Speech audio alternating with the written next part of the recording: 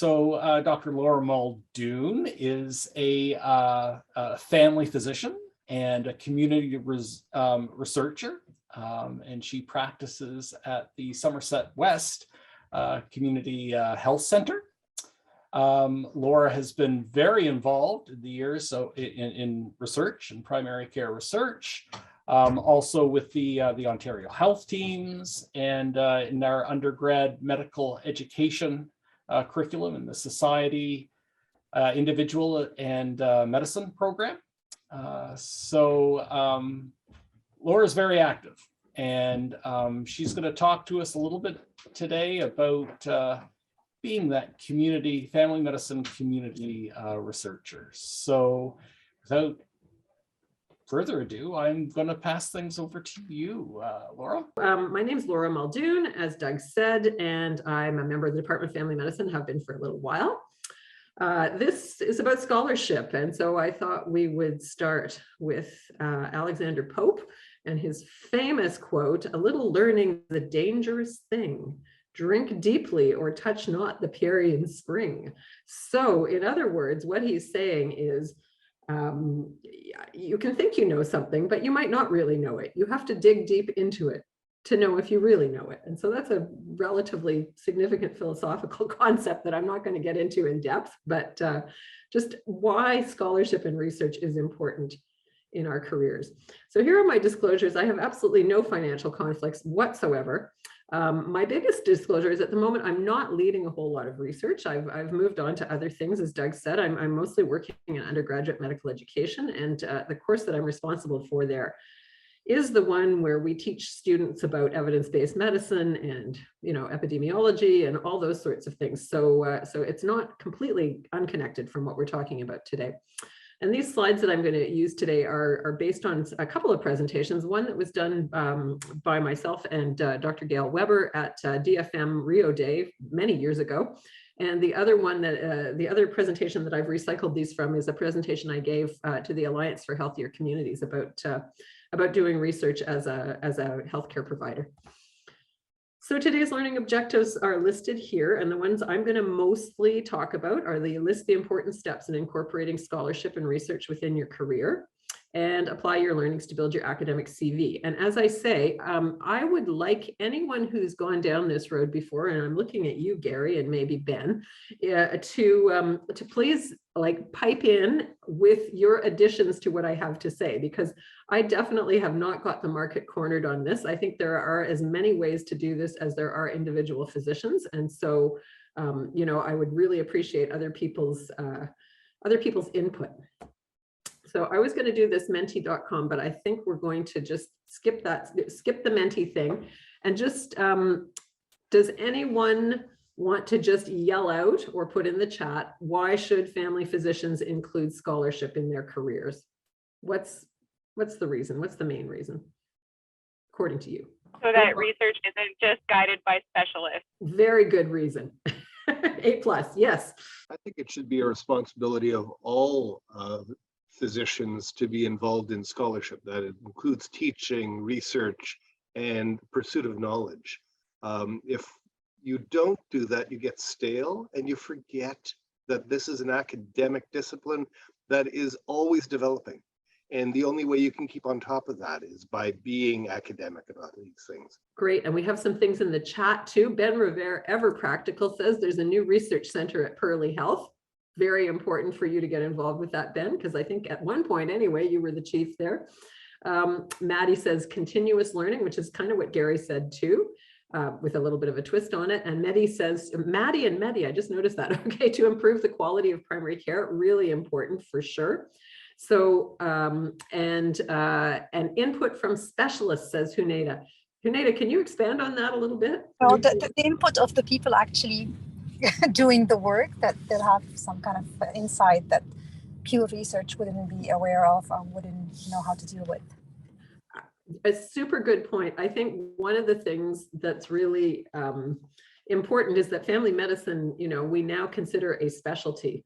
And that wasn't always the case. Like back when I was a young gal, back when I was young, it was family medicine, and then the others were all specialties. But I think over the years, as we've actually acknowledged that family medicine is a specialty, we have come to realize that we need our own body of knowledge, and we need our own way of looking at the world. And the way we interact with patients and treat patients and work in communities is quite different from the way specialists do. And so we need to understand what we're doing, in addition to all those other great reasons that you guys listed.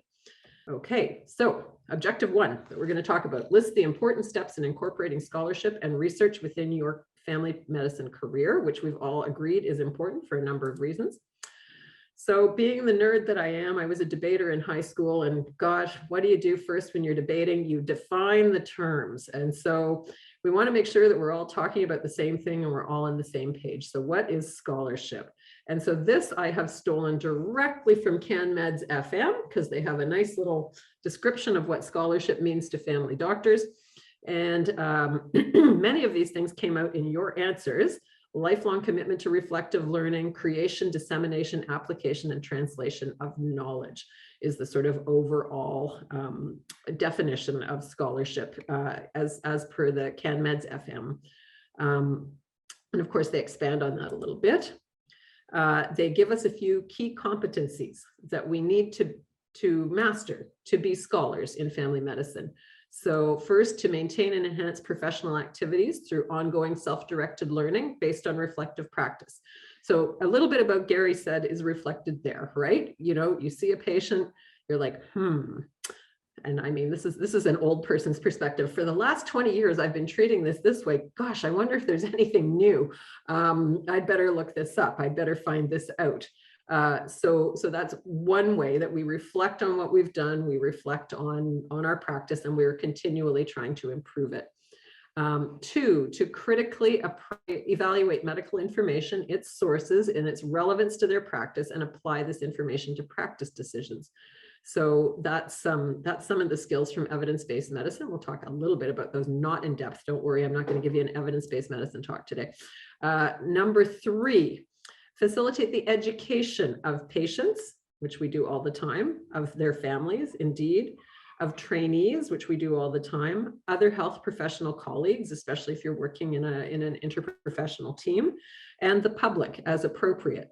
And so I must say that I found that the local media has discovered a lot of family doctors over the course of the pandemic, and is actually interviewing them and playing clips from them on the air quite a lot lately. So, you know, there's that component of educating the public is also out there in that sense. And then finally, contribute to the creation, dissemination, application, and translation of new knowledge and practices. And that's what we talked about in the last slide. And so what does that even mean? So when they talk about creation, dissemination, application, and translation, they list 7 learning objectives. We are not going to cover every single one of these today, but if you want to be a researcher in family medicine, you definitely need to have some degree of understanding of each of these 7. So describe the principles of research and scholarly inquiry, judge the relevance, validity, and applicability of findings to your own practice and to individual patients, describe the principles of research ethics, pose a scholarly question, conduct a systematic search for evidence, select and apply appropriate methods to address the question, and appropriately disseminate the findings of a study. So these are the steps in research. And CFPC also gives us a little pyramid.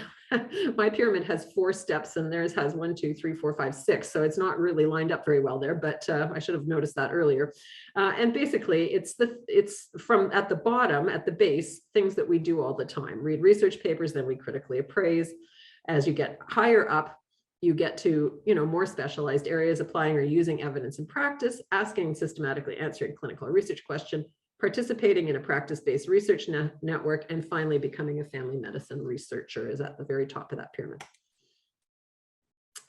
All right, I just said I wasn't going to talk too much about this. I love this cartoon. The woman is leaning over her son, who's just fallen off his bike, saying, "Let me kiss it to make it all better." And in runs the evidence-based doctor saying, "Don't listen, it's no better than the placebo." So for what that's worth, that slide is showing some of the perhaps limitations of evidence-based medicine. But just to kind of think about how evidence-based medicine is a systematic approach to clinical problem solving, and it allows us to integrate the best available research evidence with clinical expertise and patient values. So that's the ideal of it, right? Yes, Gary. I was going to say that, in fact, this is a really good cartoon, because the reality is that a kiss and placebo work 35% of the time. So that, in fact, it's something therapeutic. And in fact, we should know that. It's better than nothing. No, that's a super good point, because yes, you're right. Like sometimes we equate placebo with nothing, but placebo is never nothing. It always has some sometimes remarkable effect. Thanks for pointing that out. And please, I would love if people interrupted me and told me I was wrong and added things like that. That is fantastic. Okay. The other thing as well is that we haven't, back to we have to define the problem. What is it that we're trying to make all better? Is it the hurt pride or the hurt knee? Very good question. And so what's the outcome that we're looking at in this evidence-based medicine, right? Very, very good point. And you know what does all better mean is the other thing too, right? All better could mean just a little bit better, or it could mean healed. So, and obviously the kiss is not going to heal the wound, but it may heal some other things. Okay, so just, if anyone wants a refresher on evidence-based medicine, there are lots of tutorials out there. I Googled it, I found about 20 of them. They're all free. This one seemed pretty good. It's from an American university, and I cannot remember the name of the university, but there's the reference down at the bottom. So if you really want to delve into all the ins and outs of evidence-based medicine, go for it. It won't hurt you, and it might actually help you when you're stopping to think about doing research and asking questions. So then we have this concept called evidence-based practice, which is kind of taking the evidence-based medicine approach and really making sure that it is using the right studies for the right patient at the right time. And there are 5 steps in evidence-based practice, and you can think of them when it comes to dealing with an individual patient. You can think of them when it comes to dealing with a whole population of people, a community, a group of people who want to become researchers, whatever. And the first thing is to assess the situation. Okay, what is it?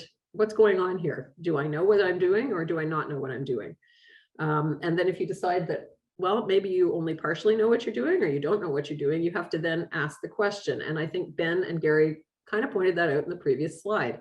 You have to figure out what's the question you're asking, right? And that's probably one of the critical things when it comes to doing research. You have to ask the right question, or you're not going to get the answer that's meaningful. And so I'll just go into questions in the next slide. You then have to obviously acquire the evidence. And, in EBM, back when I was a youngster, that meant you had to go to the library and pull out the Index Medicus and look things up, and then go to the shelves and take a book and photocopy articles and sit down and read them, which, thank goodness, is not the way things work anymore. And you can now find excellent summaries of evidence and point of care tools that incorporate lots of evidence for patient care through things like Dynamed and UpToDate and et cetera. And so that, I remember when I first heard about evidence-based practice, I thought, are you kidding me? I'm a family doctor. There's no way I'm going to go to the library and find this information and come back to this patient in any reasonable amount of time. The natural history of that condition will have finished by the time I get all that done.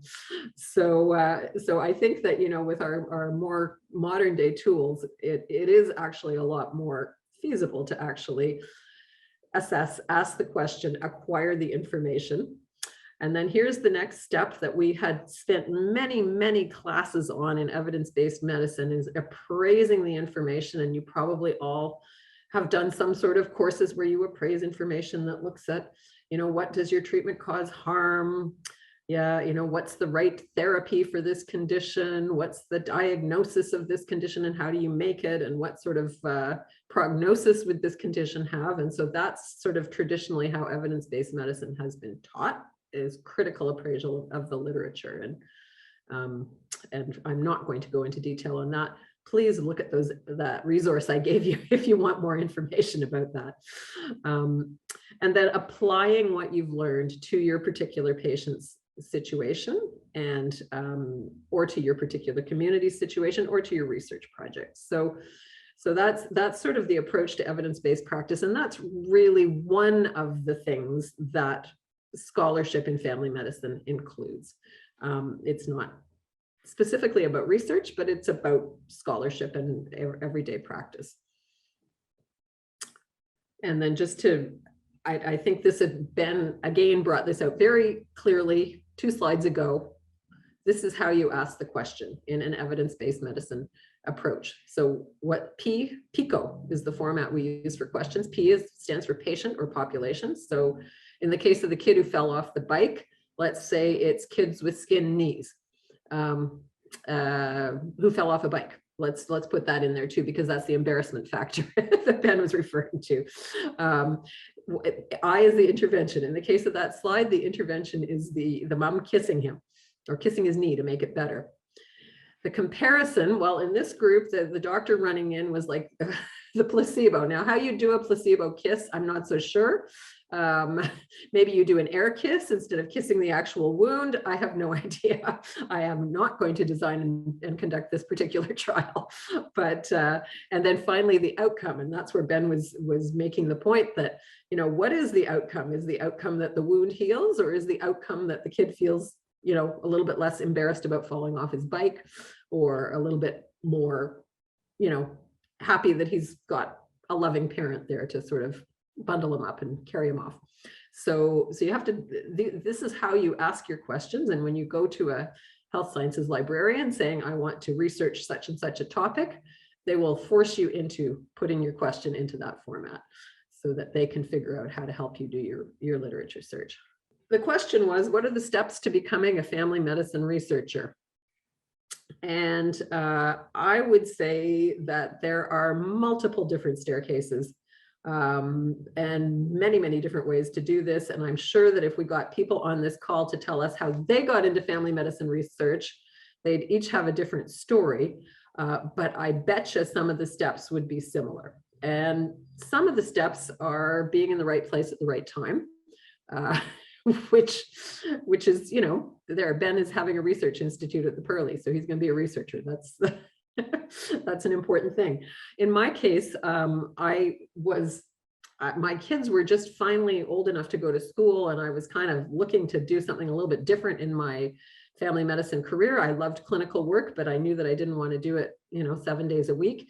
And I got asked to be our site coordinator for a primary care asthma pilot project. And so this was a very interesting project. It was back in the early 2000s, and there had been a very high profile case of a young man who had a very severe asthma attack and had been in an ambulance, which was redirected from one hospital emergency room to another because they were all full and they were all on bypass. And essentially, this guy died before he got to the appropriate care. And so there was a big coroner's inquest about his situation. And, you know, I think most people expected it would be like, oh, we need to expand emergency services. And that was part of it. But the other part of the coroner's inquest was, why was this young man so sick that he died from his asthma, a very treatable condition? This is something, there's something wrong in the care we're giving for asthma. And so this particular project was trying to, well, actually, we in the community health center were the intervention. So it was trying to teach us to properly diagnose and treat asthma, and comparing us to some other groups who were not having this intervention.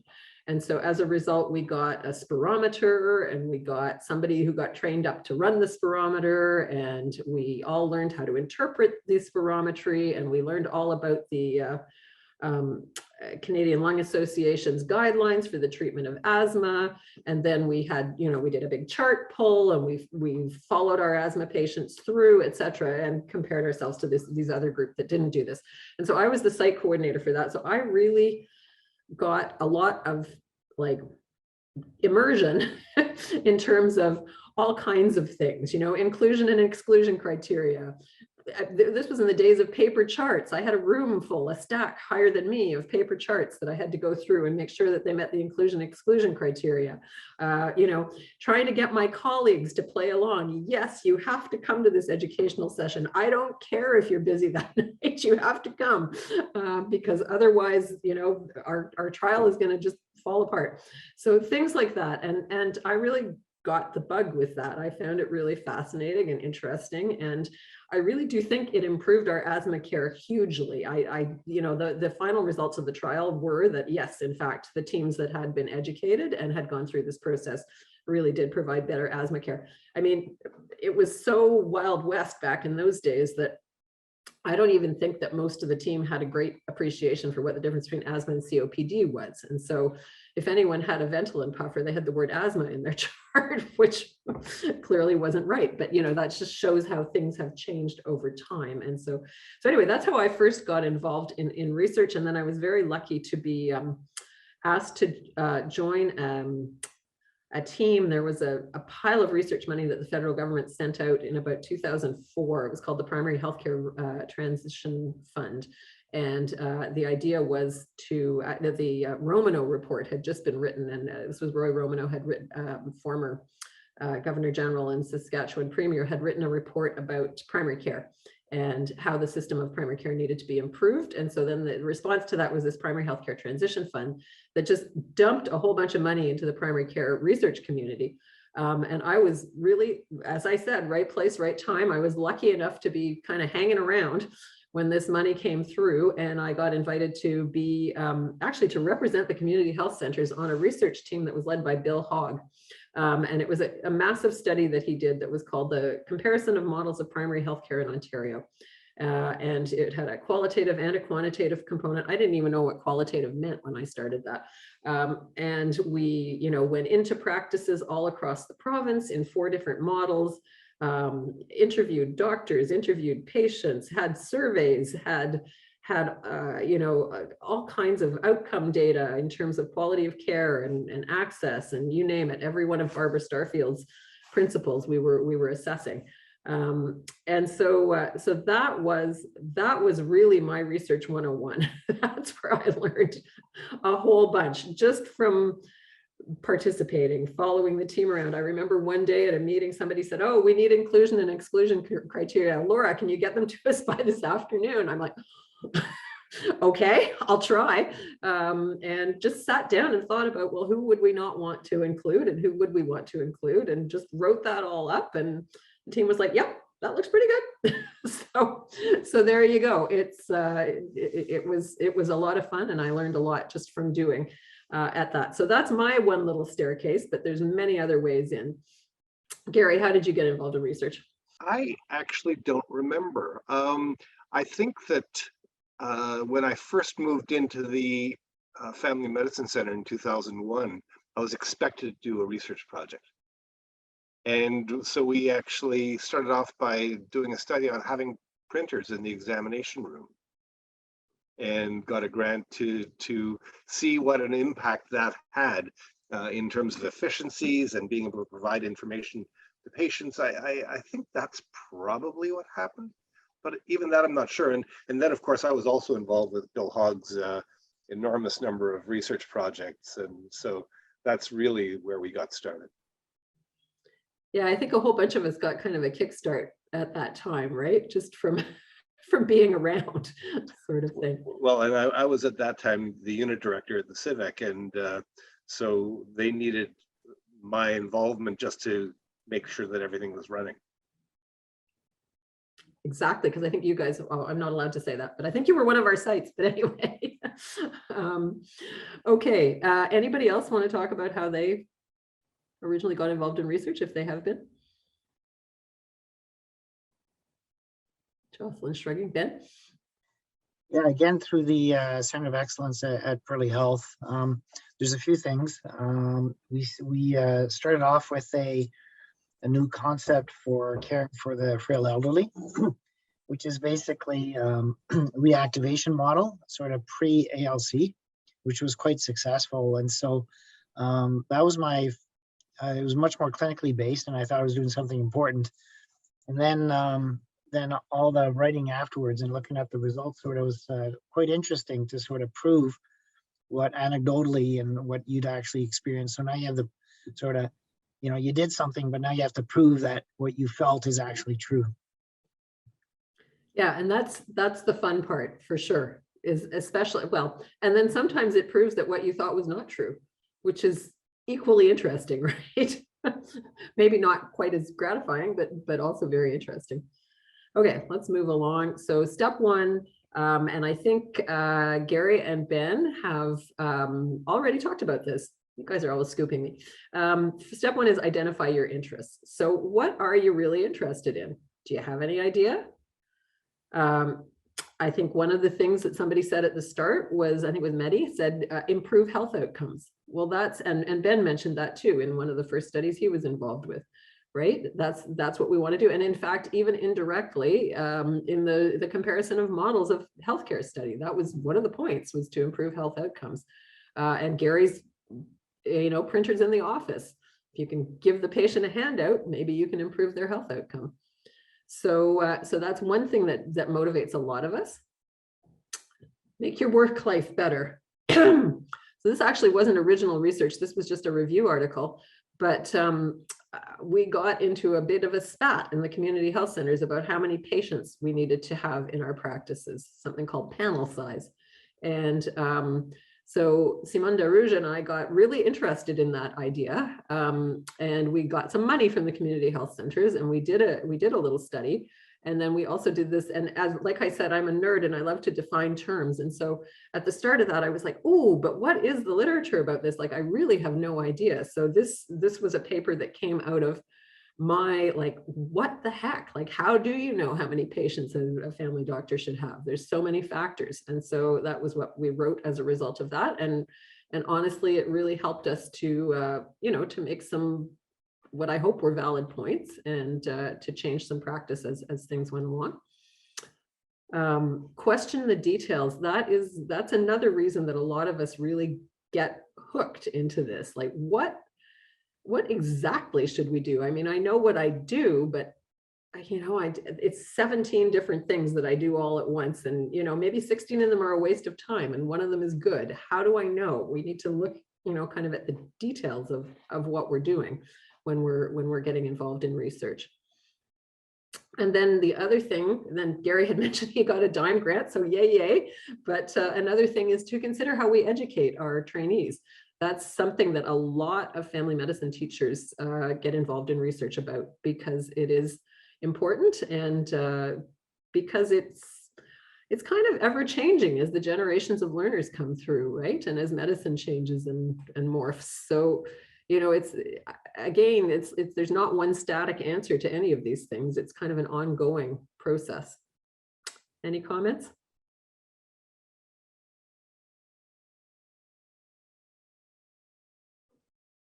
Nope. Okay.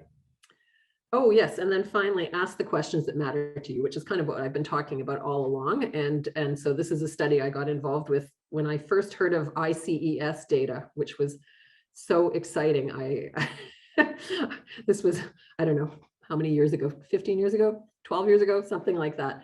And we were actually able to link our CHC data with some ICES data, and to determine, it was a pretty roughshod project, but it was early days, and just to see whether the people who received social assistance in our practices actually caused us more work with an indirect measure. But as it turned out, they didn't. But they were in some ways easier, because they all had drug plans, and they all had other things that were perhaps not as indicative of somebody who's poor with it, who's not on social assistance. But anyway, that was a fun project. And then consider your goals. Now, there's younger and older people here. And I guess the start of this question in terms of scholarship is how far do you want to climb the academic research ladder? You know, at the start of the ladder, it's very simple. And it's if you read the e-pulse or if you check the chair's emails every week, you will see ads every week asking for family doctors to participate in studies, either by providing patients or by being subjects of the study themselves. And if you really just want to see how a research project works, that's a great place to start. Just volunteer and they'll send you their consent forms that you'll find are 6 pages long and you have to read and wonder why they have to say all that stuff. And they'll ask you the questions. And if it's a qualitative study, you'll get to tell them what you think or fill out surveys or see what happens with your patients. So that's really a good way to just, it's literally the tip of your toe to dabble into the academic research world. The next step up is to join a practice-based research network. And the one that we've got here in Ottawa is Open. And Simone Darouge is the sort of principal person with Open. It stands for Ottawa Practice Enhancement Network. And what it is it's a linking of family practices who agree to sign up and contribute their electronic data to this network. And the Open network, which you see is the green star in that picture, is also connected to a whole bunch of other practice-based research networks across the country. And together they add up to form CPSN, or the Canadian Primary Care Sentinel Surveillance Network, which used to be run out of Kingston. I don't know if it still is. And really many of the projects that they're doing through these practice-based research networks are kind of quality improvement type projects, but they're also doing some interventional studies. So for example, at my health center, we just, we're members of Open, and we just decided we would participate in a study called SPIDER. I love all the acronyms. SPIDER is about deprescribing. Anyway, who would know from that name? So what they had done with SPIDER is that they'd taken members of Open and they'd randomized people to either an intervention group where you got some, intervention on the providers in the clinic, versus a control group who had no intervention on the providers in the clinic. And then we're going to look at patients who are elderly and whether or not we have removed, deprescribed a number of sort of flagged medications over the next couple of years. And so unfortunately, and Vashti's on the camera now, we got randomized to the control group, alas, but but it'll be interesting to see. So again, that's sort of low stakes for us. If we were in the intervention group, they would come in and they would do their thing and they would, educate us and help us and do whatever. But then we'd just go about our practice and the data would be extracted out of our EMR. We wouldn't need to fill out special forms or, track page. And that's something that does happen in some research projects, right? You have to write your reflections on this as the patient leaves the room or something like that. And this one doesn't have anything like that. The more types of practices that get involved in these PBRNs, the better the data will be, and the more it will reflect, our diversity in terms of both providers and patients and communities. And so, this is a great way to, I said the tip of one toe. Well, maybe this is the tip of 3 toes now that we're getting into the research world. And, once you join one of the networks, you'll receive all their, maybe too many emails and advertisements for various studies and things. And so you'll get a better idea of what's going on. They're also very receptive. They like to hear what we think. And so when they come and talk to you, they will get information from you. What do you think, we could do to improve this? And then Ben and I were involved in a collaborative that was run a couple of years ago on frailty, which unfortunately fell off the rails because of the pandemic. But I mean, the idea behind that, again, it was for people who were part of these practice-based research networks to get together and to design some interventions that we would do in primary care around identifying and managing frailty. So, depending on what your research interests are, those are both 2 geriatric type examples, but there are many other things that happen. You can certainly get involved, and that's good way to meet people who can, you know, later think, oh yes, Dr. King, she was really keen on such and such. We should call her, because they will. Then once they know that you're interested, you will hear from them. So just that's sort of the next step in getting involved with a research team. So that's actually, that was a great segue from the PBRN to the research team. There are opportunities through DFM and through other departments at the university to get involved with research teams. Again, if you know the people who are kind of in charge of or aligned with these research teams, you can make inquiries.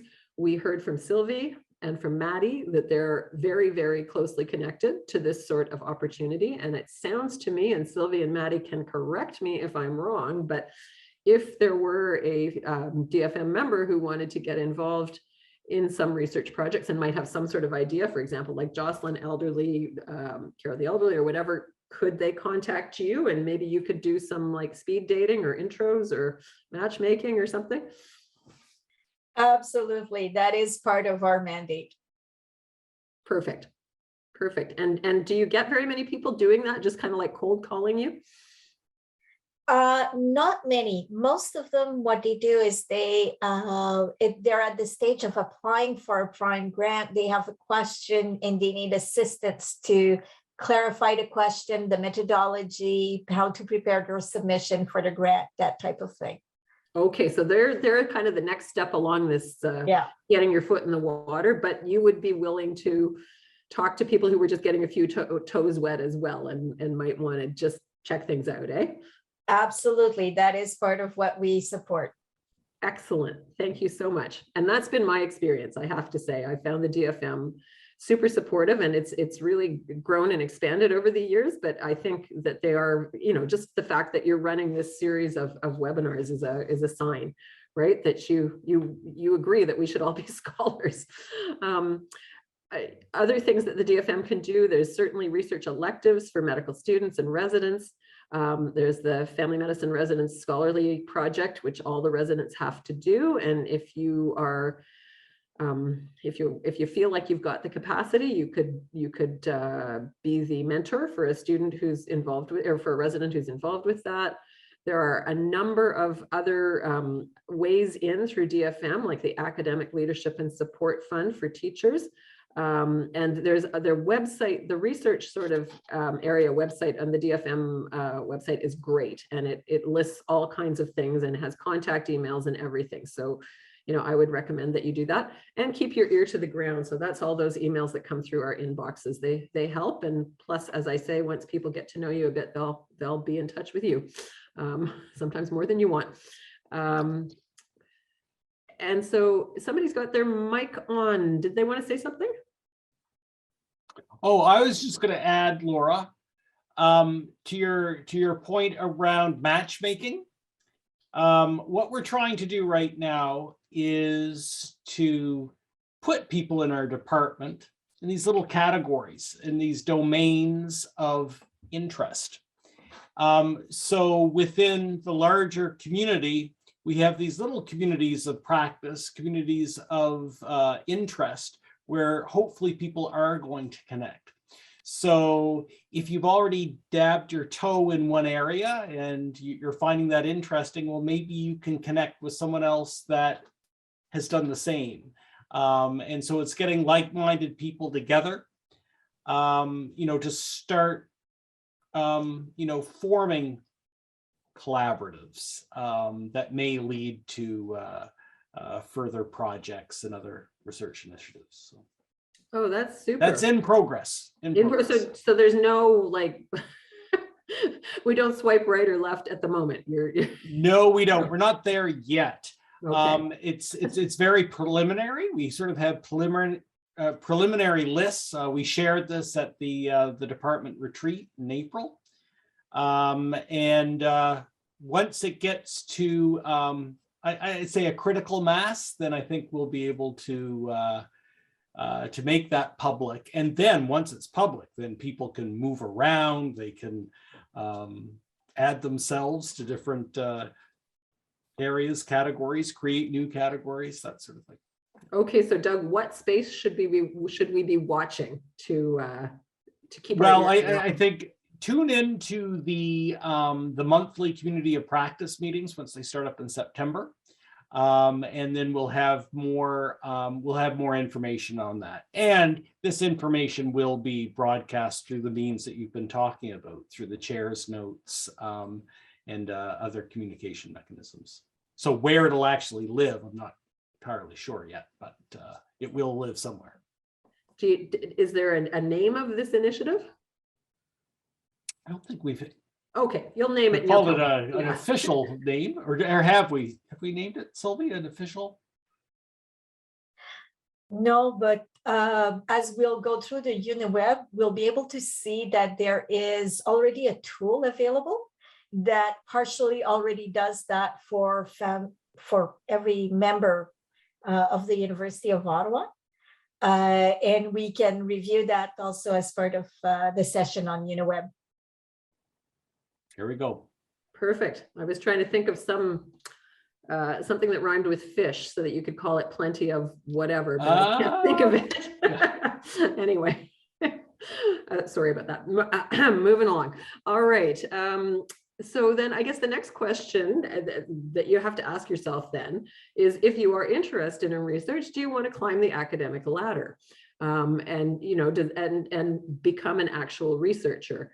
And so the DFM, again, on their website has some excellent materials that tell you, how you can do that and what's expected of you if you want to climb the academic ladder and be a researcher. And so, they will say on this page that the first academic rung is the DFM Innovator Award, where you have to do an independent research project where you're in a leadership role and where the project could eventually morph into a program of research.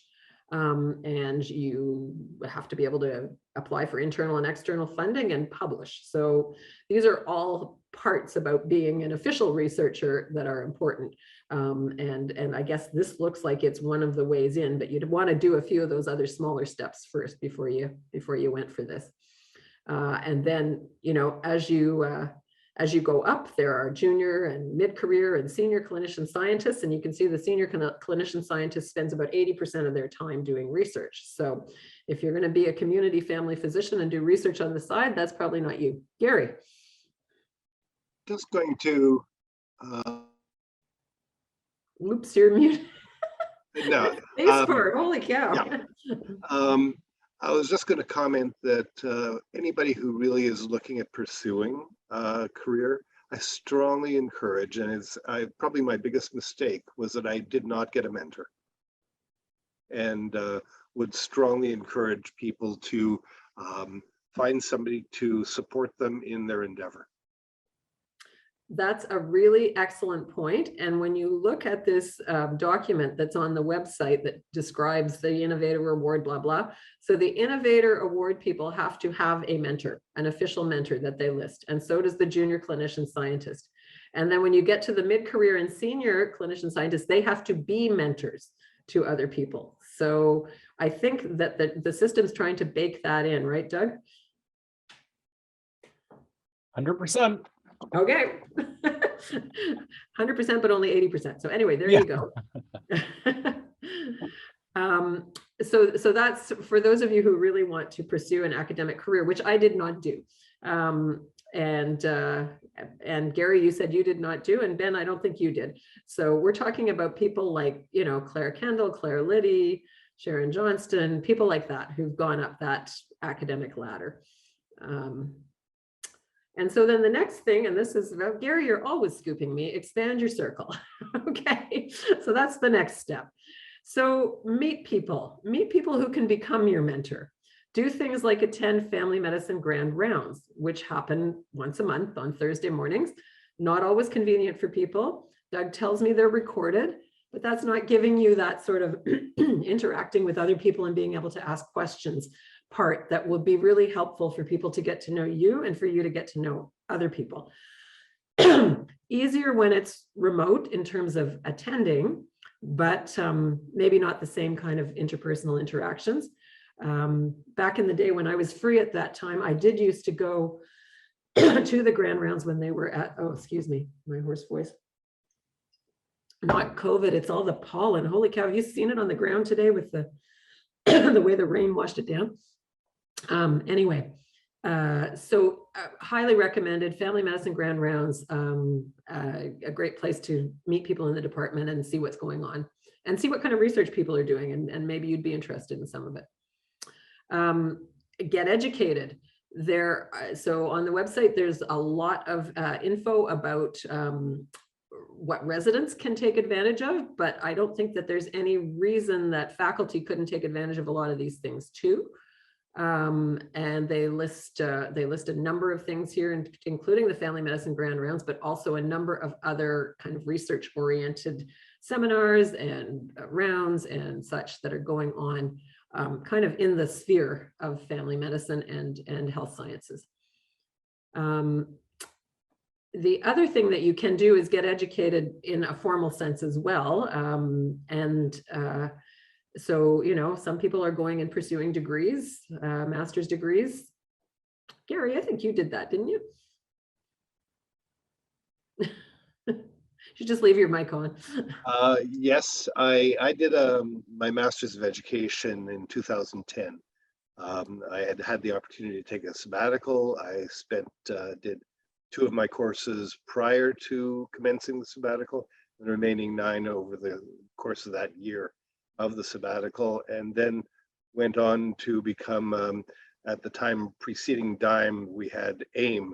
I became an AIM fellow and did that for 2 years. And in fact, it was all Doug's fault that I even did any of that here at U of O, because he had told me about the Masters of Education program here, because I was thinking of doing it elsewhere. So that's dating back to 2009. We've known each other for a while.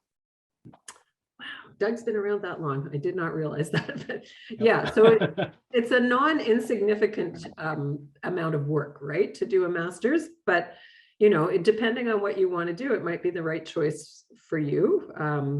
You know, people do take sabbaticals. Some people do it part-time. I did a master's before I was a family doctor. Vashti. I was just curious to hear from Gary if he felt like doing the master's really added to his scholarship trajectory and experience. Yeah. Absolutely. You know, my first degree prior to medical school was physics. I never did anything close to an arts degree or wrote a paper. And medical school, I didn't have to write any papers either. So the first time I wrote a paper ever was 30 years after having graduated from medical school. So I was writing papers, doing references, learning all of those techniques, learning how to use a library properly. I mean, yeah, we can all have good ideas, but you need all of those skill sets to be able to do that. So yeah, for sure. And of course, you get reinforcement from working. And expand your circle, right? Yeah. Yeah. But it's interesting because, I mean, Gary, not to date you or anything, but you and I are not not that different of generation. You know, back in the day, as you say, you went through medical school without writing a paper, as did I. We didn't learn evidence-based medicine in medical school. It didn't exist yet. They hadn't even coined the phrase until the 90s. Modern medical students, many of them come into medical school with a bit of a background in research, and many of them have written lots of papers. And then we make them write some at University of Ottawa, which unfortunately I have to mark, but anyway, that's another story. So like in terms of somebody coming in with that kind of less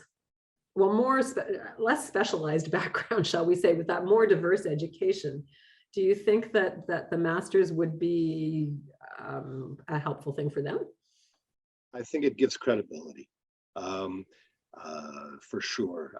It gives you academic acknowledgement, and you understand the system much better. Now, many people have come in with a master's, so that's a little bit different. But for those who've not, they've come in with a bachelor degree and essentially a basic university education. I think the advantage of taking a second degree is remarkable, whether it be an MBA or a Master's of Education or a Master's of Science. And Gary, just to confirm, so you took a sabbatical, so you were unpaid during that time, and then you also had to pay for your master's? We were very fortunate back in that time that it was essentially, we had a savings plan built into the full-time academic role. So I actually had my expenses covered. Now, Vashti, though, there is that, and Doug's going to maybe mention it. Would you please mention that program, Doug? Yeah, sorry. There is an academic leadership program that's actually fairly underused right now. So you can tap into that if you're going to be considering doing a master's program or even some additional courses. So if, for example, if you're interested in medical education, but you're not sure whether you want to do a master's, there is through DIME, as Laura mentioned, there's a health educator scholars program.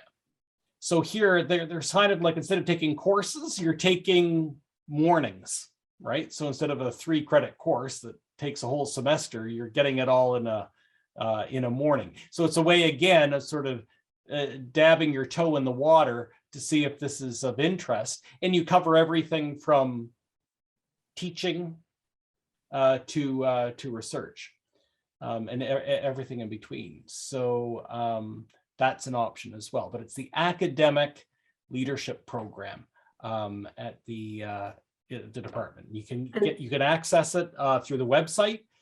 They accept applications in the fall and then again in the spring. And Gary, there is some fund, or sorry, Doug, there is some funding associated with that, right? Oh, absolutely. Yeah. It's a fund program. Absolutely. Yeah.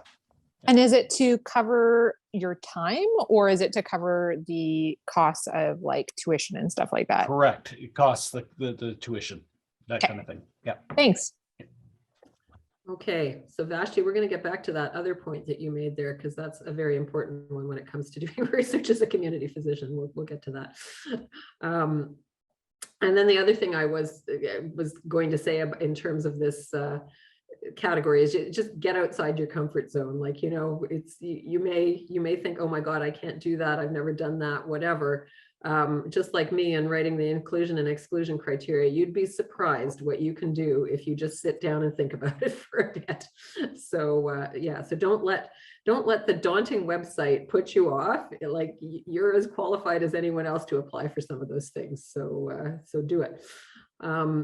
Be flexible and creative. And I think that is, you know, another thing that's just been brought out is that, you know, we have to figure out how to fit these things into our days and how to fit them into our lives. And, you know, there are ways of getting people to pay you to do what you want, or of getting people to support you in one way or another. And so you have to kind of think outside the box a little bit in that sense. Does anyone have any great suggestions in terms of flexibility and creativity and getting outside your comfort zone? Anyone done anything that others would say, oh my gosh, that was brave? I can't say I have, except for, you know, stepping into these roles when I really had no idea what I was doing. But that was, you know, well worth it. Work with people you like and admire. And so I've had the good fortune to meet a lot of mentors over the years, as Gary said. And so on this slide, I have Gail Weber, who is it's very funny. Mentorship goes both ways. She was my resident for a while, way back. And then she went on and did her PhD, and she said, you've always been my mentor. And I said, well, actually, you've been my mentor when it comes to research. So because she's a community family doctor who's managed to do a lot of international research and global health research of really, you know, really innovative and interesting stuff. And then, of course, that's Simone Darouge in the middle, who probably needs no introduction to anyone on this call, who started out on that Bill Hogg project at the same time I did. And so we became, you know, fast friends and worked through a lot of things together. And she's always been amazing at finding things. She'll be like, she'll text me and say, oh, there's a project you might be interested in. You want to join? Or something like that. So it's great to have somebody like that who's keeping her very well-connected ear to the ground on your behalf. And then the person on the right is Jennifer Rayner, and she is the Director of Research at the Alliance for Healthier Communities, which is the organization of CHCs. And she and I kind of started way back together, and she's way exceeded me in terms of everything, which is super because she's an amazing person. And we've worked together again on a number of projects. And again, she'll be like, which is why I gave this talk to the Alliance at one point. She was like, well, you've been a CHC doctor who did research. Why don't you come and tell people what you did? So it's building your circle. It's working with people you like. When Simon and Jen and I are working on a project, sometimes the meetings, we get 5 minutes of work done and 55 minutes of laughing. So it's lots of it. If you find the right people, it can be a lot of fun. Use the resources that are available to you. Gary mentioned the library. We have a phenomenal health sciences library here at U Ottawa. We have excellent librarians. They will bend over backward to help you. They will teach you everything they know, and they will forgive you for your foolish mistakes. And they are really, really an amazing bunch. And as faculty members or residents, or staff, we can all use the Health Sciences Library. Their website is also superb. Again, you can find all kinds of things just on the website. They will do one-on-one teaching. I believe they have some little tutorials and things you can do. It's like, use it. That's a great resource. Can I just ask what the best way to access the website is? Is it through Department of Family Medicine website? Is there a link there? Just Google U Ottawa Health Sciences Library. And it should come up, and you should, whatever login you've got for U Ottawa should work in that library as well. It's supposed to work for everything. Awesome. Okay. Yeah, great. Any other questions on that? No. Okay. Back to that famous Department of Family Medicine website with the research section.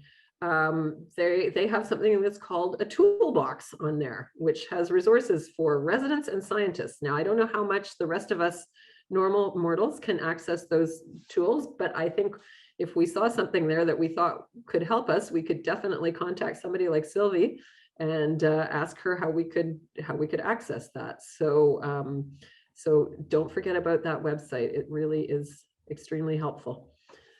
And then finally, some of the resources we've all got, we don't think about in our, we use them every day, but we don't think about them as being useful as a researcher. And, many of us are really good at listening well. Consider different viewpoints. Any family doctor who's ever sat in an office with two different members of the same family separately knows for sure that there's at least two sides to every story. And maybe 10. And you need to consider that. Seeing the big picture, being tenacious, which we do all the time, working with others, which we also do all the time.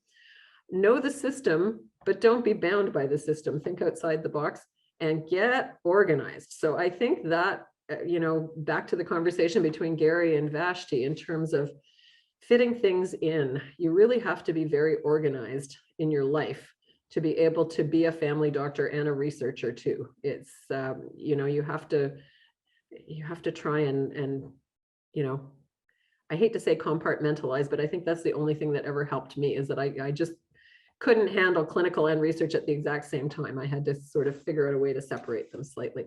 And then finally, write. And Gary did refer to that already. The more you practice writing, the easier it gets. You can write opinion articles, you can write all kinds of things without having to have done all the research right now. And it's good to get yourself published, and it's good to write things, and it's just really good to practice.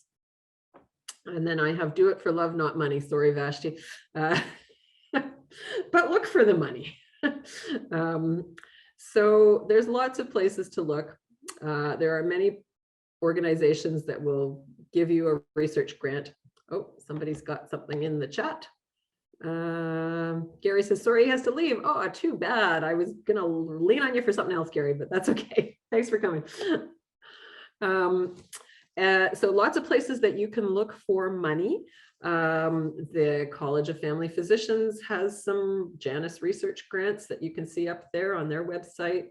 There's something called the PSI Foundation, which stands for Physician Services Incorporated, which has a sort of an unusual history, but does provide grants to people. Doug has already talked about the health professional education grants that are down there at the bottom. I can't move my pictures of you guys for some reason. Oh gosh, okay. And then there's some other family medicine grants that you can Google. More importantly, if you look down here on the bottom right corner, there's again a link to that website. There is a whole section on research funding with ongoing things and new things. And so you can look there to try and get funding. What's the catch? The catch is that for most of these grants, you as the researcher cannot get paid. You as the researcher are getting this money to build a team or to work with somebody or to pay somebody else to do the work. So there's not much funding that I'm aware of, and I'm hoping somebody else knows better than I do, out there that will pay you for locum time or replace your clinic work time. Does anybody know anything about programs that can do that?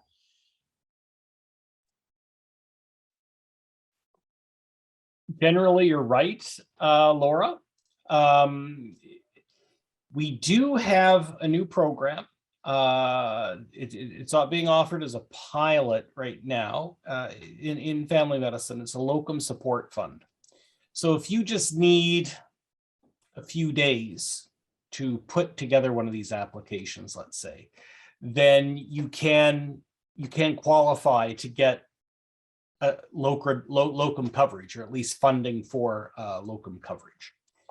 Now, all our grants don't cover salary. It's a different model than in the US, for example, where actually people like me, you would have to, you've got to find your salary right through grants. That said, I mean, there are some limited opportunities. If you're, for example, if you're associated with the Ottawa Hospital, for example, there may be, like through their Tahamo funding, you may be able to put some of that towards your time. But it's very, and I think even the PSI, there may be some opportunity for that too, to a limited extent. But generally, you're right. It's usually for operations. Yeah. Okay, so I want to just, why am I clicking? Why am I not moving things here? Okay, so the next thing I was going to say is if you can't find money, you can always try and find some person power. So this is a healthy debate article that I published along with Sarah Ritchie, who was a second-year medical student at the time. And she was looking for a summer research opportunity. Medical students often are. And I had a little project that I needed some, grunt work done on, not just grunt work. It was, she helped me with designing it and all kinds of things. And then we wrote up a healthy debate article about our findings. And then we also did a publication that showed up in the Canadian Family Physician. So it was a good investment of Sarah's time. Because she got 2 publications from this little bit of work that we did over the summer. And it was great for me because I had a research question I wanted answered and I didn't have the time to do it myself. And so Sarah helped me. Now, the formal research funding through the University of Ottawa, it's the summer research studentships.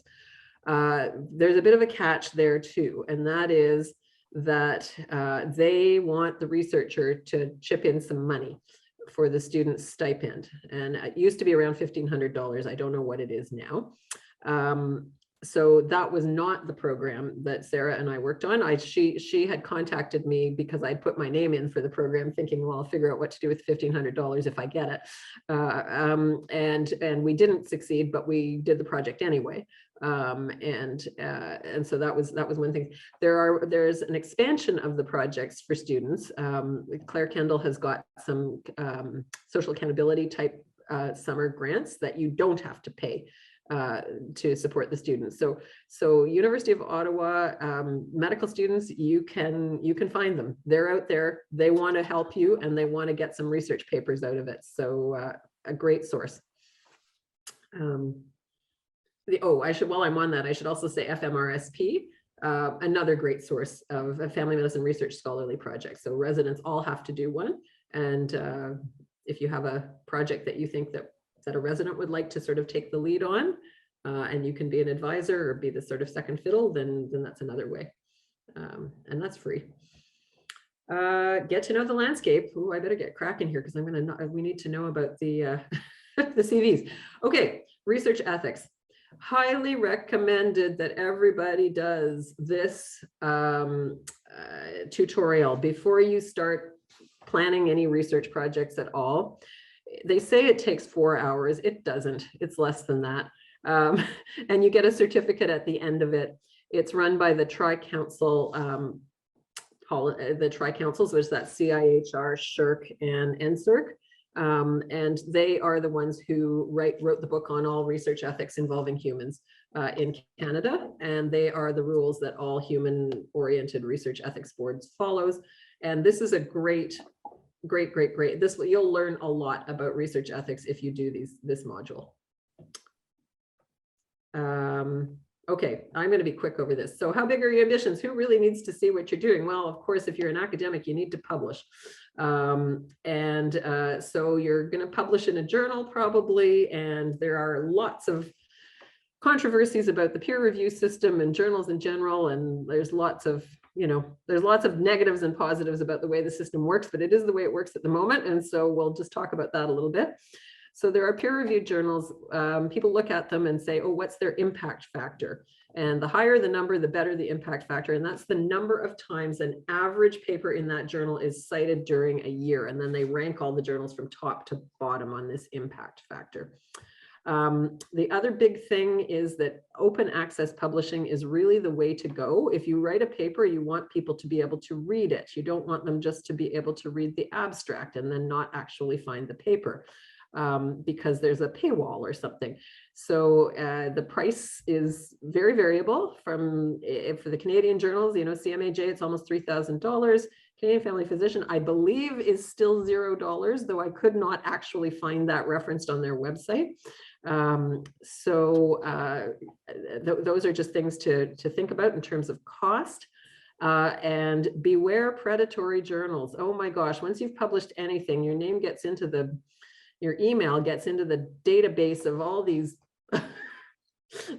so-called journals that want to charge you to publish your research and have like crappy peer review, if any at all. And so I think it was either the CBC or one of the newspaper chains that sent a completely bogus paper into one of these journals. It got so-called peer reviewed and published, and it was completely bogus. It was false, etc. And they just had to pay for the privilege of publishing it. So, obviously you want to stay away from those. You can Google the journal name and it'll come up. There's another clue. When they send you an email that's full of grammar and spelling mistakes, you're pretty clear it's a predatory journal. And they always want your expertise. I always love it.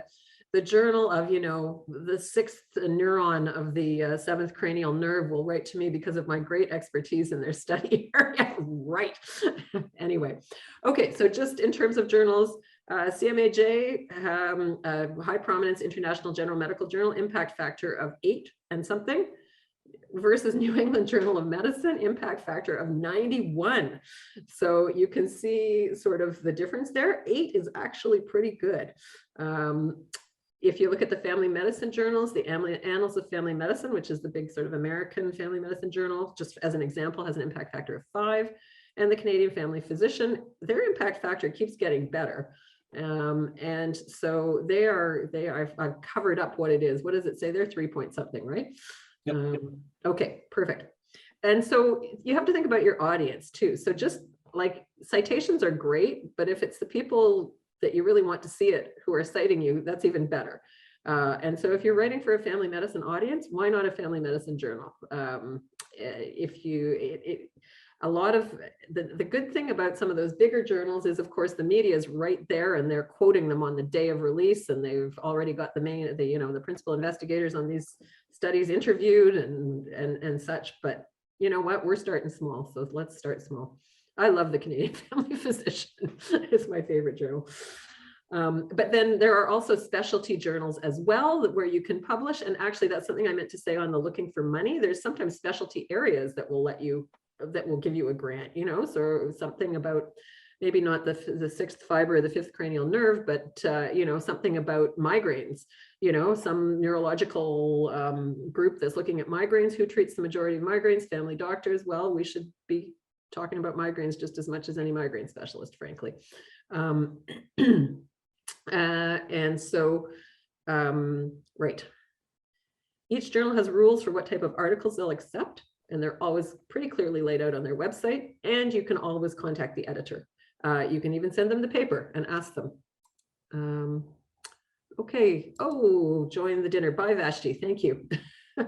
Okay, the other thing is to attend conferences, and I've listed some of them here, all the ones that are upcoming. That's a great place to meet people. It's a great place to hear what's going on, talk to people who've given presentations, etc. Just a reminder that the deadlines for abstract submissions are often way, way, way ahead of the actual date, like 9 months. And there's many levels of presentation that you can submit for. And the last thing on this section is be a peer reviewer. That's actually kind of fun. You don't need any special credentials. You can look at articles and review them and provide feedback, and it is actually one of the ways that I find that I learn the most about research is just reading other people's articles and trying to figure out what they did right and what they did wrong. So highly recommended, and that's something that could go in your CV. I'm kind of trying to segue here. Let's see, come on, why are you not moving? All right. I'm going to skip the comments because I know that we have other things to do. Apply your learning to build your academic CV. Just going to do a quick thing about that. Course of your life. It's a summary. It says succinct. If you see some of the academic CVs out there, you will see that that is indeed false. Many of them are not succinct at all.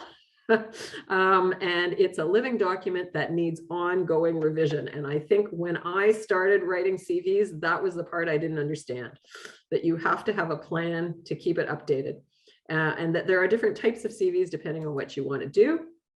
Academic CVs, what we're talking about today, flexible in length. Yes, some of them can be very long, highlights these things. And I think Sylvie's going to tell us more about that. This was a great little website here. There's a University of Manitoba had an excellent guide to writing CVs. So I thought I'd just list that up there. How to get started. I found Dr. James Rourke's CV. I think it was 60 pages long. Maybe not copy that one, but it's interesting to see what he's put in there. You can reorder your CV depending on what purpose you're using it for. UniWeb CV, Sylvie's going to tell us all about. And which I didn't know about till I was asked to give this talk. And then I went and looked at it and thought, oh my gosh, this is brilliant. Because you can export your CV from UniWeb to the common CV, which is fantastic. And UniWeb's way easier to work with, it seems, just from my brief introduction to it. There's the UniWeb. That's my own, part of my pages there.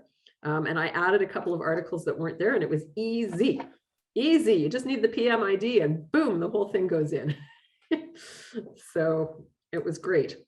And my other piece of advice would be, life gets busy. We can't always go and update things right away.